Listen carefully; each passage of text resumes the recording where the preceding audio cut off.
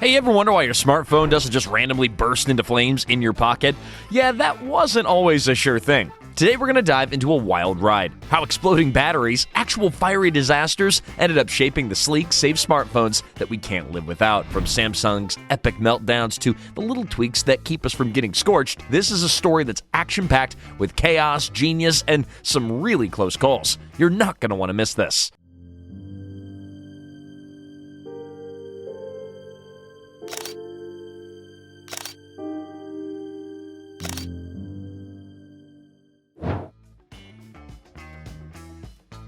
All right, let's rewind a bit and set the scene. It's the mid-2010s, and smartphones are basically running our lives. We're snapping selfies, doom-scrolling X, and treating these little glass rectangles like extra limbs. But here's the catch. They're powered by lithium-ion batteries, and those things, they're not always chill.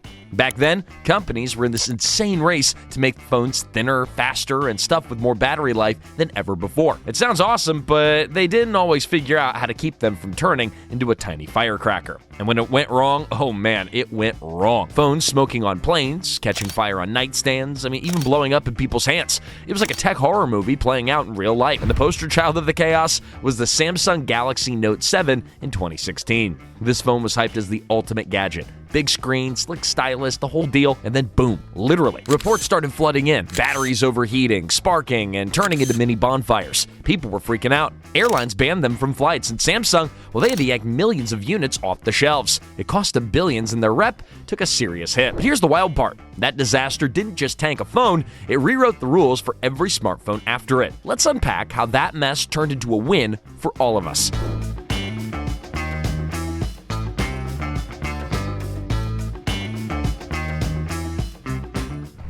And there's now a lawsuit over an exploding smartphone. The Florida man claims he suffered second-degree burns when his Samsung Galaxy Note 7 ignited in his pocket. It's believed to be the first such lawsuit in this country. So what's actually going on inside these batteries that make them go kaboom? Now, lithium-ion tech is the backbone of pretty much every gadget you own. Your phone, your laptop, even the fancy electric cars that are zipping around. And they're amazing because they can cram a ton of energy into a super small package, which is why your phone can go all day without weighing a ton. But that power, it comes with a catch. It's a delicate balance. Inside, you've got a positive cathode, a negative anode, and this liquid electrolyte sloshing around between them, letting the energy flow. It's like a tiny power plant in there. But if something messes up, like if it gets too hot or it gets punctured or the insides get squished, the whole thing can spiral out of control. They call it thermal runaway, which is just a nerdy way of saying it turns into a runaway fire show. Heat spikes, gases build up, and the next thing you know, you got a flaming phone. With the Note 7, they found out that the battery was too jammed. Electrodes were touching when they weren't supposed to, and the separators were so thin that they tear under pressure. Added some sloppy manufacturing shortcuts, and you've got a disaster just waiting to happen. It wasn't just Samsung, though. Other brands had their own mini fires over the years,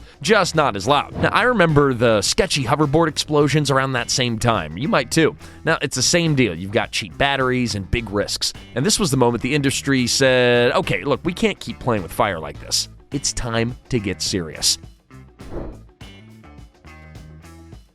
Now, when the Note 7 started blowing up, the world went nuts, and not in a good way. People were posting pics of charred phones on social media like, oh, my nightstand is toast. The FAA had to step in and ban them on flights. Imagine being that guy at the gate arguing about your exploding phone. Samsung was in full panic mode, recalling 2.5 million units. Picture the chaos. Warehouses full of returned phones, shipping out fireproof boxes for people to send them back in. Fireproof boxes. That's how bad it got. The whole fiasco cost them over $5 billion. The stock tanked, and they were the butt of every tech joke for months. But it wasn't just Samsung sweating bullets. Regular folks like us were eyeing our own phones thinking, wait, is mine gonna pull a stunt like that? Competitors like Apple were smirking from the sidelines, but the heat was on everyone. Regulators started poking around and started asking tough questions about safety standards. Customers weren't messing around either. They wanted phones that wouldn't double as a hand grenade. And here's a weird twist. Some people even try to keep their Note 7s, refusing the recall because they love the phone that much. Talk about loyalty. That mess forced the whole industry to rethink how they build these things. And it's why we're not dodging flames today.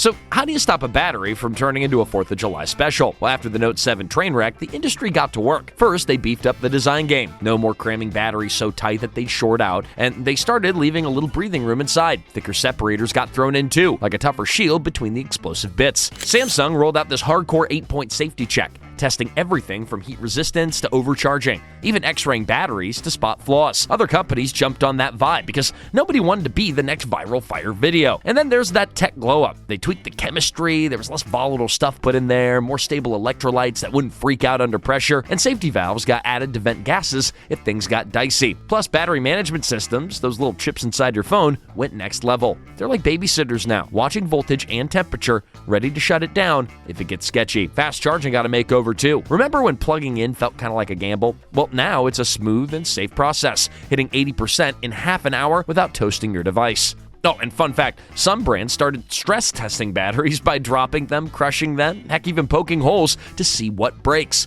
All of that came straight out of those fiery wake-up calls. Chaos turning into some serious smarts.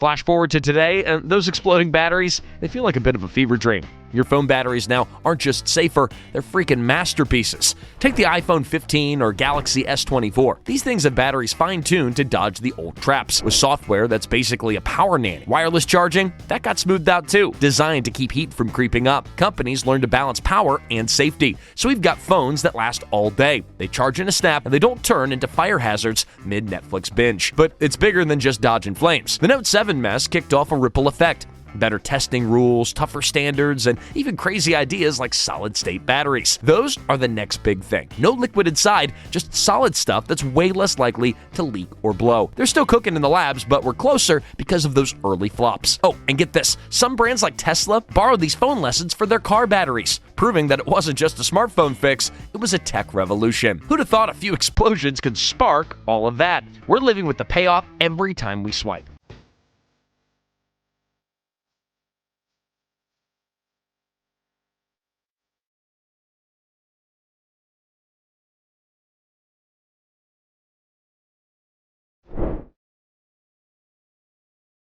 And there you have it, how exploding batteries lit the way, sometimes literally, to the smartphones that we have today. It's a wild journey, huh? Well, what's your take? You ever have a tech scare like that, or got a favorite phone story? Well, drop it in the comments below. I'm dying to hear. And if you're hooked on these crazy origin tales, hit that like button and subscribe. We'll catch you next time with more behind the scenes madness.